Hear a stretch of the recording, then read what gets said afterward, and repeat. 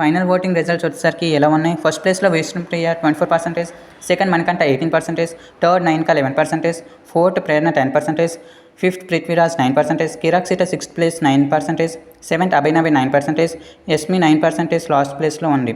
Most of the dangerous zone అభినవిన్ ఇంకా యష్మి మధ్యన ఉంది.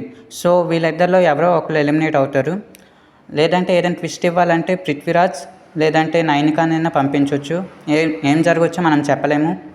సో విష్ణుప్రియకి కంపేర్ టు ఎస్టర్డే టుడే 1% తగ్గింది, ప్రేరణకి 1% పెరిగింది.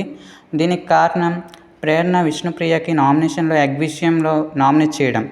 సో విష్ణుప్రియ ఆ నామినేషన్ వల్ల ప్రేరణని చాలా నెగిటివ్గా తీసుకుంది. తర్వాత ఇంకేంటంటే డోస్ విషయంలో కూడా కొంచెం ఎక్కువ రియాక్ట్ అయ్యింది విష్ణుప్రియ.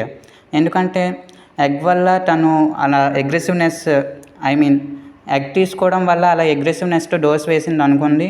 కాకపోతే అది అక్కడ జరగలేదు. ప్రేరణకి తన క్లాన్ ఓడిపోయిందని అగ్రెసివ్నెస్తో అలా డోస్ వేసింది. కాకపోతే విష్ణుప్రియ దాన్ని వేరేలా తీసుకుంది. దీనివల్ల ప్రేరణకి ఆడియన్స్లో సపోర్ట్ ఎక్కువ పెరిగింది, విష్ణుప్రియకి సపోర్ట్ కొంచెం తగ్గింది. ఇది గైస్ ఈరోజు